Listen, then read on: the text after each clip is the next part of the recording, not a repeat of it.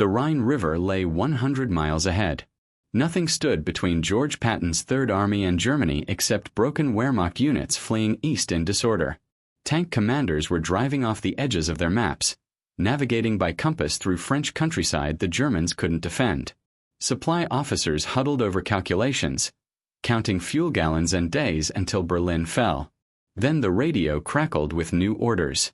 Stop your advance. Hold position. Divert all available fuel south to Paris. A French general who commanded no American troops, who controlled no American fuel supplies, had just halted the most successful offensive of the Second World War. The date was August 21, 1944.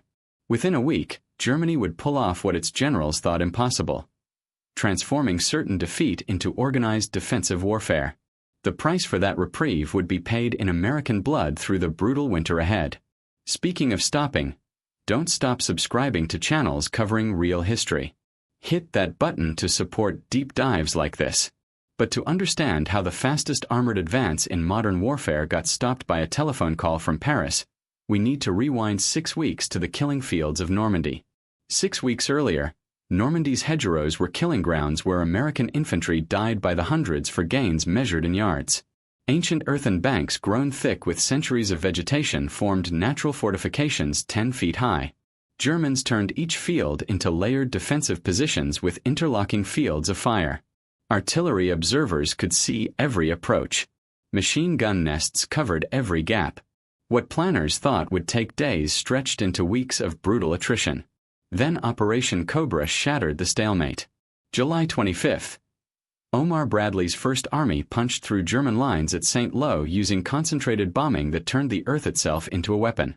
The breakthrough created what Patton had been itching for: open country and a Wehrmacht in collapse.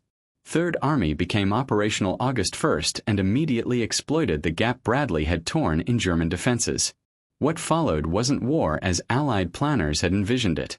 It was pursuit, a race east where speed mattered more than security. Patton's armor advanced so fast that forward air controllers couldn't keep track of where the actual front line was. Tank crews navigated by compass and civilian road signs when their issued maps ran out of printed territory. Some armored columns covered 30 miles in a single day, punching through gaps the Germans simply had no reserves left to close. By mid-August, German field commanders were filing reports to Berlin that bordered on panic. They had no way to stop the American advance. The question wasn't whether Allied forces would reach Germany's border. The question was when they'd cross the Rhine. Field Marshal Gunther von Kluge, commanding all German forces in the West, sent Hitler an assessment that was brutally honest. The Wehrmacht in France was effectively finished as a fighting force. The logistics behind the sprint toward Germany were extraordinary in their own right. Third Army consumed 400,000 gallons of gasoline every single day, enough to fill 7,000 jeeps. Supply lines stretched 400 miles back to Normandy beaches where everything still came ashore from ships. The Red Ball Express, an improvised fleet of army trucks driven by predominantly African-American soldiers, ran 24/7 in convoys, drivers pushing through exhaustion and enemy air attacks to keep Patton's columns rolling.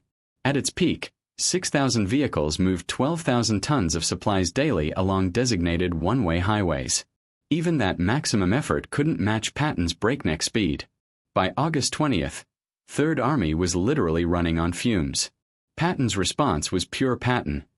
Keep advancing until the tanks literally stop from empty fuel tanks.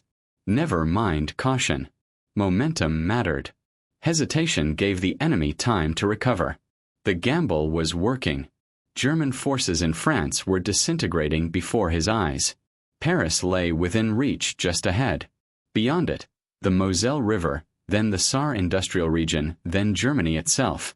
Tank commanders in the 4th Armored Division wrote letters home saying they could actually smell the panic on retreating German soldiers. Enlisted men were telling each other they'd be sleeping in Berlin by Christmas. The war felt nearly over. They had no idea that Charles de Gaulle was already making his move in the background, a political maneuver that would stop them cold. While Patton's tanks raced east, Charles de Gaulle was fighting a very different kind of war, one for France's political future and his own legitimacy. France had endured 4 years of Nazi occupation. The Vichy government had collaborated openly with Hitler's regime. The French resistance that fought from the shadows was fractured along political lines. Gaullists, communists, nationalists, various factions that agreed on little except hating the Germans. Whoever liberated Paris wouldn't just free a city. They'd define who controlled France's destiny in the post-war world. August 19th. The Paris resistance rose up against the German garrison prematurely. They erected barricades across major streets using cobblestones and overturned vehicles. They fought with whatever weapons they'd managed to hide from German searches. Hunting rifles, pistols, stolen German weapons. And they died in running street battles, buying time they desperately hoped Allied forces would use to come rescue them before German reinforcements crushed the uprising. But Supreme Allied Commander Dwight Eisenhower had already made a strategic calculation. Paris wasn't a military objective worth the cost. Taking the city would slow the main advance toward Germany. It would divert crucial supplies and transport. Paris would require 4,000 tons of food and supplies every single day just to keep its population from starving. The sensible military decision was to bypass Paris, let the Germans abandon it on their own terms, and liberate it after defeating Germany. De Gaulle saw this as unacceptable. Quick aside, if you're tired of AI-generated war stories that get the details wrong, we've got membership with real research and actual footage. Links in description.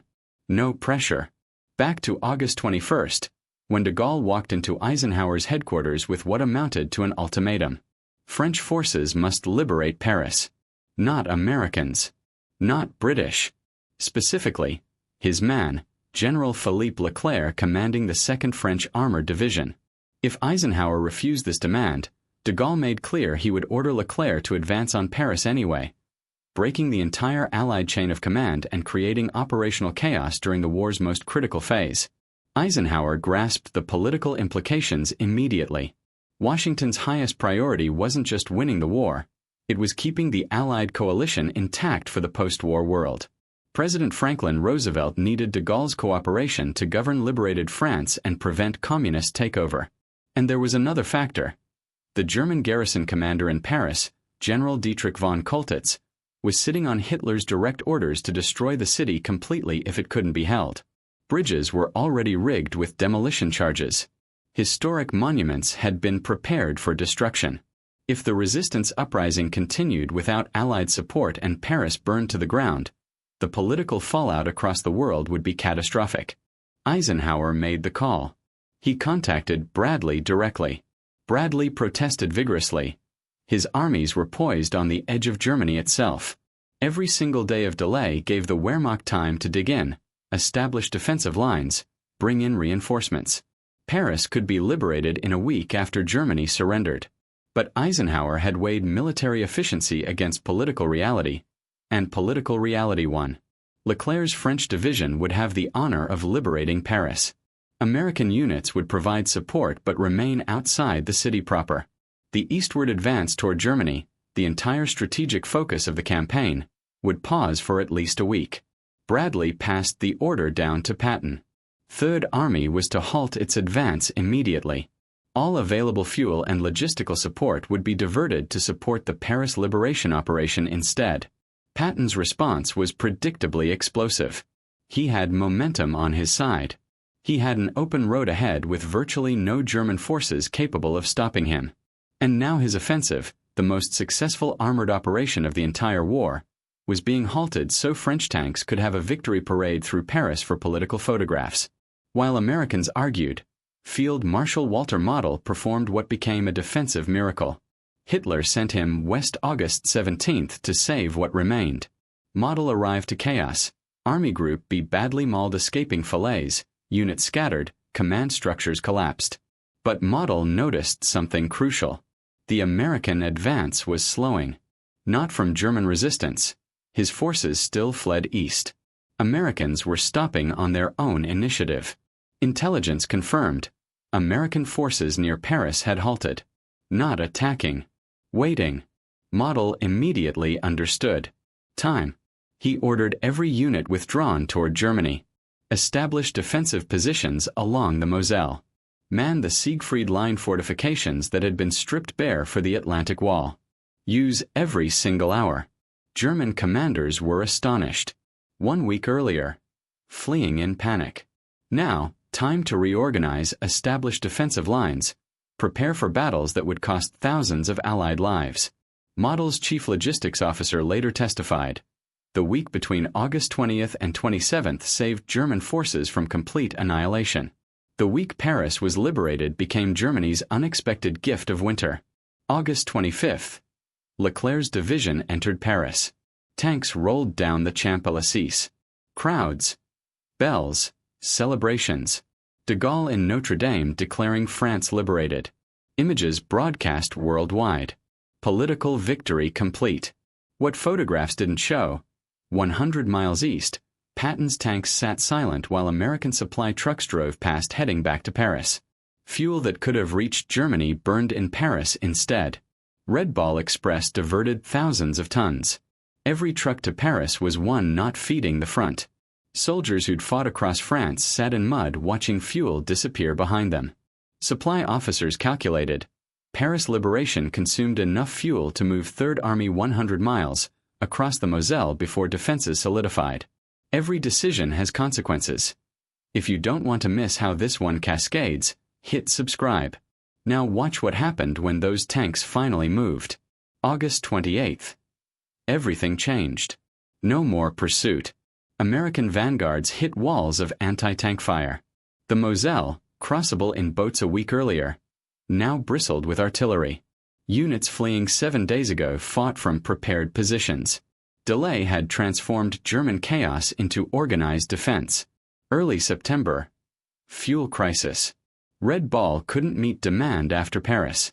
Patton's tanks ran dry approaching the German frontier. September 3rd. Orders to halt indefinitely. Fuel priority went to Montgomery's Belgium operations. The race was over. Third Army sat 100 miles from Rhine, tanks empty. September became Germany's gift. Fresh divisions manned the Siegfried Line. The opportunity to end the war in 1944 vanished. Third Army wouldn't resume major offensives until November. By then, defenses were fully prepared. The easy advance through France became grinding battle through fortified positions. September saw American forces slam into the concrete Siegfried Line teeth, fighting for pillboxes controlling every approach. Pure meat grinder. Units that could have walked into Germany in August now fought for every 100 yards. Weather turned too. Bright summer gone, replaced by freezing rain, mud, and eventually Ardennes snow. Soldiers who should have been home shivered in foxholes facing an enemy beaten 3 months earlier. December 16, 1944. Germany launched the Battle of the Bulge. Divisions Model reorganized in August struck thinly held lines. 200,000 Germans through the Ardennes. Complete surprise. Units surrounded. Brutal fighting. Worse weather. Record cold. Deep snow. The bloodiest battle in American military history. Over 80,000 casualties. Nearly 20,000 killed. More than 23,000 taken prisoner. Lasted over a month. Bought Hitler his winter. If you want to keep following how single decisions cascade through history, hit subscribe. Because German generals confirmed after the war what Patton knew in August. Field Marshal Gerd von Rundstedt stated that without the Paris delay, German forces couldn't have established defensive positions in time. The weak model received while American tanks sat idle allowed Germany to rebuild an army that should have been destroyed. De Gaulle got political victory. French liberation images defined France's narrative. Eisenhower preserved the alliance. Thousands of Americans paid in Ardennes snow and Siegfried mud. The question isn't whether Paris needed liberation. It did. The question is whether it needed to happen then at that cost. Whether political symbolism of French forces entering Paris on August 25th was worth giving Germany the week it desperately needed. Historians debate broad front versus narrow thrust strategies. Fuel allocation priorities. Montgomery versus Patton. But those debates miss the simpler reality. For one critical week in August 1944, the war's most successful offensive stopped. Not from German resistance, not from genuine fuel shortages, but from a political demand. That week changed everything. Patton knew it immediately. His diary entries from late August radiate frustration. Supply officers calculated exactly what Paris cost in operational mobility. Germans knew it. Model's staff later credited that week with salvation. Everyone knew except the people posing for photographs in liberated Paris. For the complete story with all the archival footage we couldn't show, check membership below. Real History Lifetime Access. Thanks for watching. History turns on small decisions. August 1944 was one. The choice was made. Consequences followed. And 80,000 casualties later, soldiers who never saw Paris spent winter in Ardennes foxholes wondering why they weren't home when everyone had promised the war would end by Christmas. Sometimes victory costs more than planned. Sometimes the bill comes due in winter.